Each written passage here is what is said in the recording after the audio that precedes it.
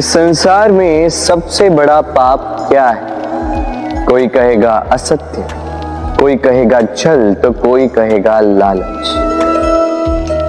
नहीं, संसार में सबसे बड़ा पाप है नारी का असम्मान, नारी का मान भंग करना। क्योंकि ये अपराध केवल नारी के शरीर को ही नहीं, उसके मन और उसके आत्मा पर भी प्रहार करती है। फिर प्रश्न ये उठते हैं कि जिसने भी ये अपराध किया है उसे दंड क्या दिया जाए। फिर कोई कहता है शारीरिक पीड़ा, कोई कहता है मृत्युदंड। किंतु इस अपराध का दंड निश्चित करने से पूर्व क्या ये जानना महत्वपूर्ण नहीं है कि अपराधी है कौन? अब आप कहेंगे कि सरल सी बात है, वही पुरुष जिसने स्त्री का मान भंग किया। किंतु क्या ये पूर्णतः सत्य है? क्या स्वयं के अपमान के लिए, स्वयं के सम्मान को खोने के लिए कभी कभी नारी स्वयं उत्तरदायी नहीं हो सकती? सोच के देखिए, सम्मान खोने से बचने के लिए पहले सम्मान की सीमा पर दृष्टि रखना आवश्यक है। रावण सीता का हरण इसलिए कर पाया क्योंकि सीता ने भोलेपन के कारण रावण का उस सीमा को लांघना सरल कर दी। किंतु अशोक वाटिका में उसी सीता को रावण स्पर्श तक नहीं कर पाया क्योंकि उसने रावण और उसके मध्य में तिनके की एक छोटी सी दीवार बना दी थी। जीवन में ना कहना सीखें। यदि कोई आपके सम्मान की सीमा को पार करने का प्रयास करे तो उसे वही रोकना सीखें। आपके ऊपर उठे पहले हाथ को, पहले कटाक्ष को वही रोक देना सीखें। पर किसी पुरुष में साहस नहीं कि वो पुनः आपका अपमान करने का प्रयास भी कर सके, क्योंकि नारी जननी आराध्य है। तो स्वयं को निर्बल मानकर आप अपराधी ना बने। राधे राधे। इस कमल के पुष्प को देख रहे हैं? इसकी एक विशेष बात है, जल स्तर कितना भी बढ़ जाए ये पुष्प सदैव जल सतह के ऊपर ही रहेगा। और इसका कारण है इसकी ये नाक। जैसे जैसे जल स्तर बढ़ता है वैसे वैसे ये नाल भी बढ़ती और इस पुष्प को जल सतह के ऊपर रखती। किंतु जब जल स्तर घटता है ये नाल घट नहीं पाती और फिर स्वयं के साथ ही इस पुष्प का भी विनाश कर देती। मनुष्य के साथ भी यही होता है। जैसे जैसे मनुष्य समृद्ध होता जाता है वैसे वैसे उसका जीवन स्तर बढ़ता जाता है, उसकी अपेक्षाएं, उसकी आवश्यकताएं बढ़ती जाती। किंतु जब संपन्नता घटने लगी उसकी आवश्यकताएं कम नहीं हो पाती और फिर इसी कमल की भांति मनुष्य भी टूट जाता है। तो फिर क्या करें? क्या किया जाए इस परिस्थिति में? जीवन स्तर बढ़ाना छोड़ दे? कदापि नहीं। किंतु जीवन स्तर बढ़ाने के साथ साथ ही अपनी आत्मशक्ति को सुदृढ़ करें। संकट का समय आने पर आप अपना जीवन कैसे व्यतीत करेंगे इसका अभ्यास करें, क्योंकि जीवन स्तर और जल स्तर तो घटते बढ़ते रहेंगे। ये आप पर निर्भर करता है कि आप इन दोनों के बीच का तालमेल कैसे सुनिश्चित करते हैं। राधे राधे। इस हीरे को देख रहे हैं आप? लाखों करोड़ों वर्षों तक धरती के गर्भ में रहने के पश्चात ये इतना कठोर बनता है, किंतु जब खान से निकाला जाता है कोयले की ही भांति होता है, श्वेत, कठोर, निस्तेज। किंतु जब इसे तराशा जाता है तब इसे तेज प्राप्त होता है और तब ये अपना मूल्य बढ़ाता है। संसार में मनुष्य के साथ भी यही होता है।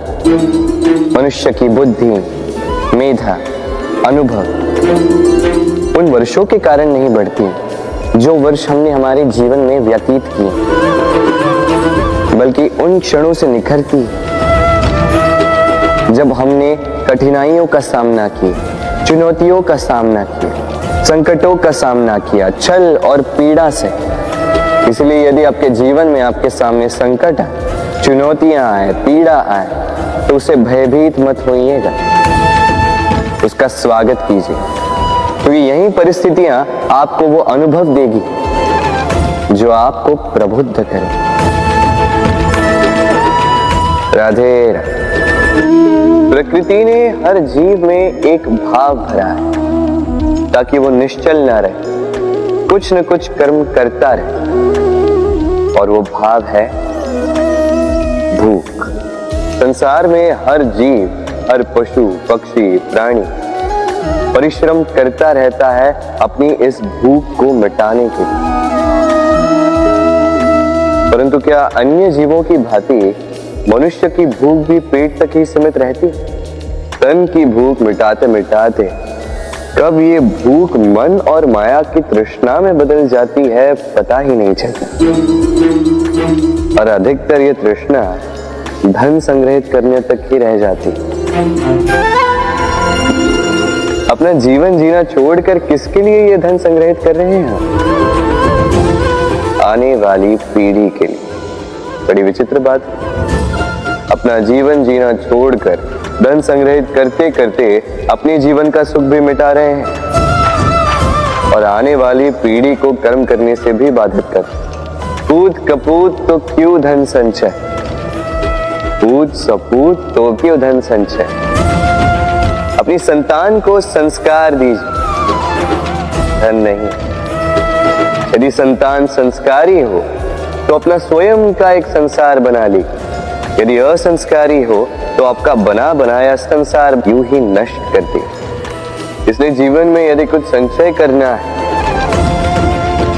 तो ज्ञान संचय कीजिए, प्रेम संचय कीजिए, और मेरे साथ प्रेम से कहिए राधे राधे। जीवन को रथ कहा जाता है, किंतु क्यों? अब आप कहेंगे कि इसलिए क्योंकि जीवन भी रथ की ही भांति चलता रहता है। किंतु कभी आपने इस रथ को समझने का प्रयास किया? रथ में आगे अश्व होते हैं और पीछे पहिए। ये अश्व आपके कर्म और ये पहिए कर्मफल। ये अश्व जहां जाते हैं, ये पहिए उसी के पीछे पीछे आते हैं। यदि आपके अश्व यानी आपके कर्म शुभ सरल मार्ग पर चले तो आपकी यात्रा आनंदमयी होगी। यदि दुष्कर्म के बुरे पथ पर चले तो आपकी यात्रा गड्ढों और झटकों से युक्त होगी। अब चयन आपका। आप क्या चाहते हैं? आपकी यात्रा आनंदमयी हो या पीड़ादायी? अपने कर्मों के अश्वों को नियंत्रण में रखें। फल का पहिया सदैव आपको मधुर रास ही देगा। राधे राधे। बताइए श्रेष्ठ कौन? रेशम के धागे बनाने वाला या उन धागों को बुनकर वस्त्र बनाने वाला? निश्चित रूप से वस्त्र बनाने वाला। अब बताइए श्रेष्ठ क्या है? माटी को पूरे तट पर बिखेर कर रख देने वाली बाढ़ या उस माटी को समेट कर उसी से एक मूर्ति बनाने वाला मूर्ति का? निश्चित रूप से मूर्ति का। अब बताइए श्रेष्ठ कौन है? देवताओं और दानवों का वो दल जिन्हें अमृत प्राप्ति के लिए इस संसार में हलाहल फैला दिया, या वो महादेव जिन्होंने इस हलाहल को सूक्ष्म करके अपने कंठ में समाहित कर लिया? निश्चित रूप से महादेव श्रेष्ठ। इसी प्रकार संसार में छोटी छोटी बातों को बड़ा करने वाले श्रेष्ठ नहीं होते, क्योंकि छोटी छोटी नोकझोंकों को द्वंद्व में परिवर्तित करना बड़ा ही सरल है। किंतु श्रेष्ठ सदैव वो होता है जो बड़े से बड़े युद्ध को समझौता बनाकर समाप्त कर दे। राधे राधे।